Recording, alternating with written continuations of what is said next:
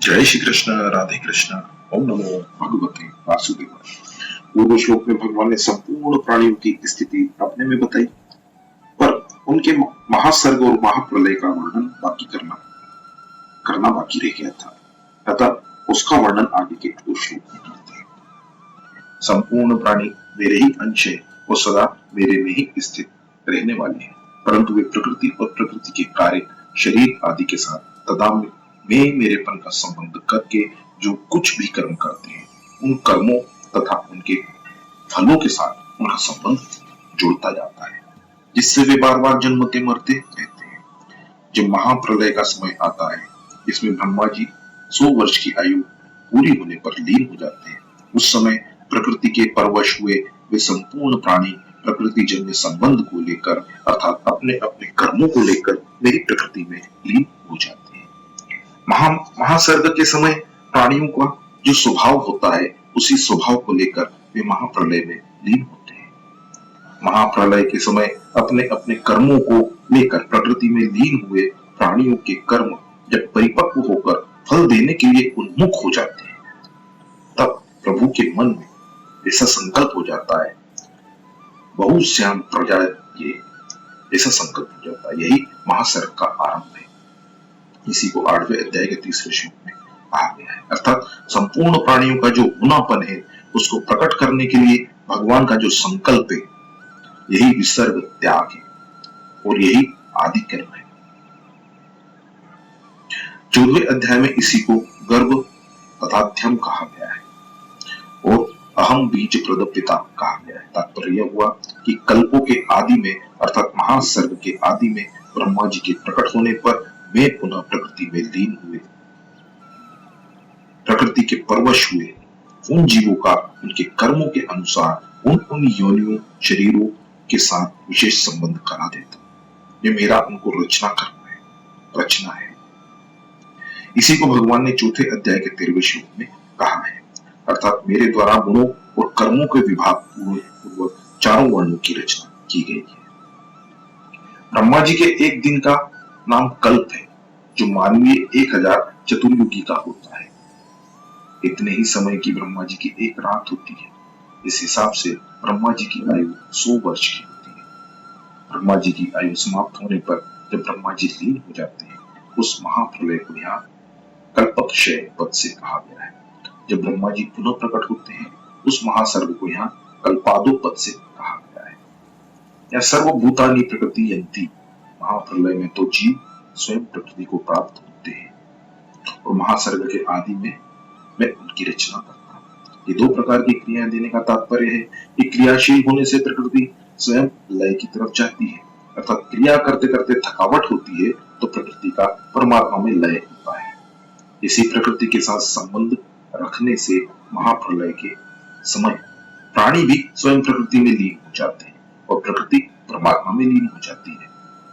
महासर्ग के आदि में उनके परिपक्व कर्मों का फल देकर उनको शुद्ध करने के लिए मैं उनके शरीरों की रचना करता हूँ। रचना उन्हीं प्राणियों की करता हूँ जो कि प्रकृति के परवश हुए हैं।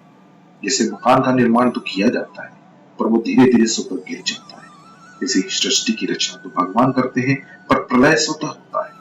इसे सिद्ध हुआ कि प्रकृति के कार्य संसार शरीर की रचना में तो भगवान का हाथ होता है, पर प्रकृति का कार्य हास की तरफ स्वतः जाता है।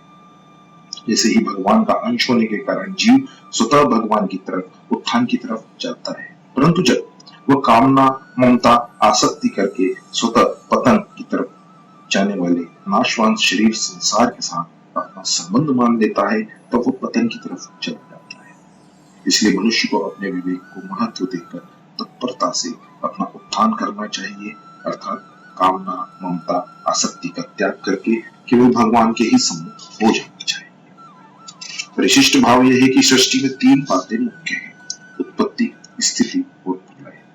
साधक की दृष्टि संसार की स्थिति की तरफ ही रहती है। इसलिए पहले श्लोक में स्थिति की बात कहकर अब भगवान इस श्लोक में उत्पत्ति और प्रलय की बात कहते हैं। तात्पर्य है कि उत्पत्ति, स्थिति और प्रलय तीनों ही समग्र परमात्मा से होते हैं। वास्तव में संसार की स्थिति है ही नहीं, प्रत्येक उत्पत्ति और प्रलय के प्रभाव को ही स्थिति कह तात्विक दृष्टि से देखें तो संसार की उत्पत्ति भी नहीं है, प्रत्युत प्रलय ही प्रलय अर्थात अभाव की अभाव है। अतः संसार का प्रलय, अभाव अथवा वियोग ही मुख्य है। यहाँ प्रकृति शब्द व्यष्टि प्रकृति का वाचक है। महाप्रलय के समय सभी प्राणी अपनी व्यष्टि प्रकृति कारण शरीर में लीन हो जाते हैं। व्यष्टि प्रकृति समष्टि प्रकृति में लीन होती है और समष्टि प्रकृति परमात्मा में लीन हो जाती है।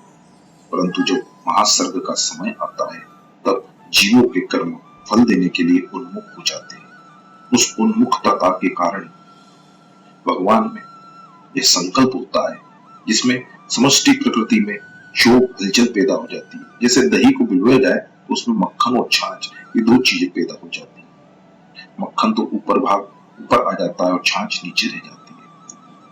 यहाँ मक्खन सात्विक है और छाछ तामस है और विलोन रूप की क्रिया राजस है। ऐसे ही भगवान के संकल्प से प्रकृति में शोक हुआ तो प्रकृति से सात्विक, राजस और तामस ये तीनों गुण पैदा हुए। उन तीनों गुणों से स्वर्ग, मृत्यु और पाताल ये तीनों लोक पैदा हुए। उन तीनों लोकों में भी अपने अपने गुण, कर्म और स्वभाव से सात्विक, राजस और तामस जीव पैदा हुए। अर्थात कोई सत्व प्रधान है, कोई रजो प्रधान है, कोई तमो प्रधान है। इसी महासर्ग का वर्णन 14वें अध्याय के 3रे श्लोक में भी किया गया है। जहाँ परमात्मा की प्रकृति को महत् ब्रह्म कहा गया है और परमात्मा के अंश जीव को अपने अपने गुण, कर्म और स्वभाव के अनुसार प्रकृति के साथ विशेष संबंध करा देने को बीज स्थापना कहा गया है। ये जीव महाप्रलय के समय प्रकृति में लीन हुए थे तो तत्व प्रकृति का कार्य प्रकृति में लीन हुआ था और परमात्मा का अंश चेतन समुदाय परमात्मा में लीन हुआ था। परंतु वह चेतन समुदाय अपने गुणों और कर्मों के संस्कारों को साथ लेकर ही परमात्मा में लीन हुआ था। इसलिए परमात्मा में लीन होने पर भी वह मुक्त नहीं हुआ। अगर वह लीन होने से पहले गुणों का त्याग कर देता तो परमात्मा में लीन होने पर सदा के लिए मुक्त हो जाता, जन्म मरण रूप बंधन से छूट जाता। उन गुणों का त्याग न करने से ही उसका महासर्ग के आदि में अलग अलग योनियों के शरीरों के साथ संबंध हो जाता है, अर्थात अलग अलग योनियों में जन्म हो जाता है। अलग अलग योनियों में जन्म होने में इस चेतन समुदाय की व्यष्टि प्रकृति अर्थात गुण, कर्म आदि से माने हुए स्वभाव की परवशता ही कारण है। 8वें अध्याय के 19वें श्लोक में जो परवशता बताई गई है वह भी व्यष्टि प्रकृति की ही है। 3रे अध्याय के 5वें श्लोक में जो अवस्था बताई गई है वह जन्म होने के बाद की परवशता है। ये परवशता तीनों लोगों में है। इसी परवशता का 14वें अध्याय के 5वें श्लोक में गुणों की परवशता के रूप में वर्णन हुआ है। प्रकृति परमात्मा की एक अनिर्वचनीय अलौकिक विलक्षण शक्ति है जिसको परमात्मा से भिन्न भी नहीं कह सकते और अभिन्न भी नहीं कह सकते। ऐसी अपनी प्रकृति को स्वीकार करके परमात्मा महासर्ग के आदि में प्रकृति के परवश हुए जीवों की रचना करते हैं। परमात्मा प्रकृति को लेकर ही सृष्टि की रचना करते हैं, प्रकृति के बिना नहीं। कारण की सृष्टि में जो परिवर्तन हो रहा है, उत्पत्ति और विनाश होता है, वो सब प्रकृति में ही होता है, भगवान में नहीं। अतः भगवान क्रियाशील प्रकृति को लेकर ही सृष्टि की रचना करते हैं। इसमें भगवान की कोई असमर्थता, पराधीनता, अभाव, कमजोरी आदि नहीं है। जैसे मनुष्य के द्वारा विभिन्न कार्य होते हैं तो वे विभिन्न करण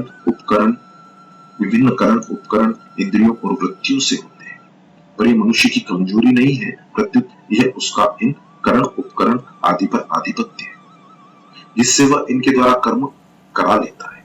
हाँ, मनुष्य में कमी है कि वह उन कर्मों को अपना और अपने लिए मान लेता है जिससे वह लिप्त हो जाता है, अर्थात अधिपति होता हुआ भी गुलाम हो जाता है। ऐसे ही भगवान सृष्टि की रचना करते हैं तो उनका प्रकृति पर अधिपत्य ही सिद्ध होता है, पर अधिपत्य होने पर भी भगवान में लिप्तता आदि नहीं होती।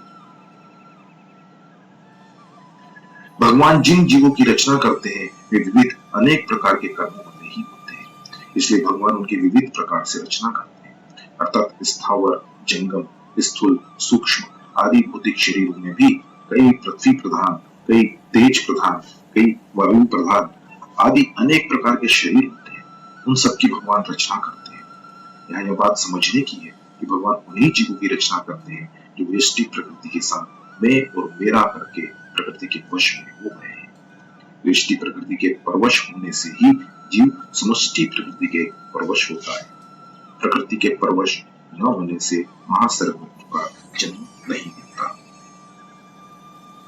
परिशिष्ट भाव यह है कि तत्व से प्रकृति भगवान से अभिन्न है, अतः वास्तव में भगवान का स्वरूप प्रकृति सहित ही है। भगवान को प्रकृति से रहित मानना उनको एकदेशी मानना है, जो संभव नहीं है। परा प्रकृति अर्थात स्वयं सर्वथा स्वतंत्र स्वस्थ है। विजातीय अपरा प्रकृति के साथ संबंध जोड़ने से ही जो परतंत्र प्रकृतिग्रस्त हुआ है, अन्यथा वो परतंत्र हो सकता ही नहीं। गुणों का संग होना ही परतंत्रता है। जो प्रकृति के वश में अवश्य है, उन्हीं प्राणियों की भगवान बार बार रचना करते हैं। जो प्रकृति के वश में अवश्य नहीं है, उनकी रचना नहीं होती। आसक्ति और कर्तव्य अभिमान पूर्वक कर्म करने से मनुष्य कर्मों से बंध जाता है। भगवान बार बार सृष्टि रचना रूप कर्म करने से भी क्यों नहीं बनते? इसका उत्तर भगवान आगे के श्लोक में देते हैं। महासर्ग के आदि में प्रकृति के परवश हुए प्राणियों की उनके कर्मों के अनुसार विविध प्रकार से रचना रूप जो कर्म है, उसमें मेरी आसक्ति नहीं है, कारण कि मैं उनमें उदासीन की तरह ही रहता हूं। अर्थात प्राणियों के उत्पन्न होने पर मैं हर्षित नहीं होता और उनके प्रकृति में लीन होने पर मैं खिन्न नहीं होता। यहाँ उदासीन पद को जो वती प्रत्यय है, उसका अर्थ तरह होता है। अतः इस पद का अर्थ हुआ उदासीन की तरह। भगवान ने अपने को उदासीन की तरह क्यों कहा? कारण कि मनुष्य उसी वस्तु से उदासीन होता है जिस वस्तु की वो सत्ता मानता है, परंतु जिस संसार की उत्पत्ति स्थिति वो प्रलय होता है, उसकी भगवान के सिवाय कोई स्वतंत्र सत्ता ही नहीं है। इसलिए भगवान उस संसार की रचना रूप कर्म से उदासीन क्यों हो रहे हैं? वे तो उदासीन की तरह रहते हैं क्योंकि भगवान की दृष्टि में संसार की कोई सत्ता ही नहीं है। तात्पर्य है कि वास्तव में यह सब भगवान का ही स्वरूप है, उनकी स्वतंत्र सत्ता है ही नहीं। तो अपने स्वरूप से भगवान क्या उदासीन रहे? इसलिए भगवान उदासीन की तरह है। पूर्व श्लोक में भगवान ने कहा कि मैं प्राणियों को बार बार रचता हूं। उन रचना रूप कर्मों को भी यहाँ पानी कहा गया है। वे कर्म मेरे को नहीं मानते क्योंकि उन कर्मों और उनके फलों के साथ मेरा कोई संबंध नहीं है। ऐसा कहकर भगवान मनुष्य मात्र को यह शिक्षा देते हैं कि कर्म बंधन से छूटने की युक्ति बताते हैं कि जैसे मैं कर्मों में आसक्त न होने से बनता नहीं हूं, ऐसे ही तुम लोग भी कर्मों में और उनके फलों में आसक्ति न रखो, तो सब कर्म करते हुए भी उनमें बंधोगे नहीं। अगर तुम लोग कर्मों में और उनके कर्म फलों में आसक्ति रखोगे तो तुमको दुख पाना ही पड़ेगा, बार बार जन्मना मरना पड़ेगा।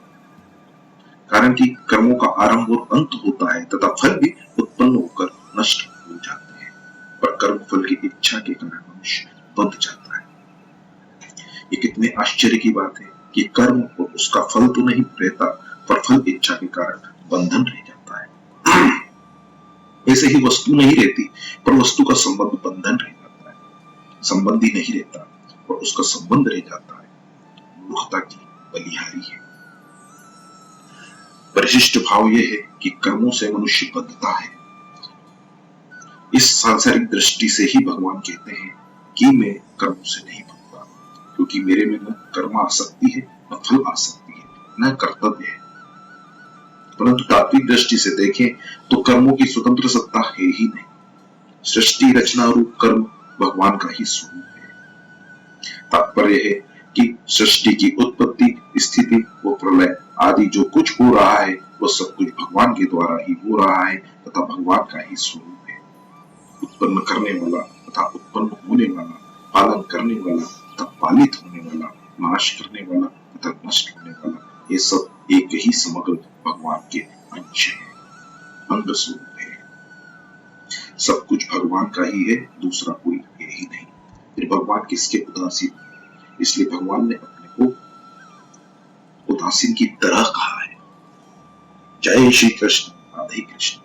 ओम नमो भगवते वासुदेव।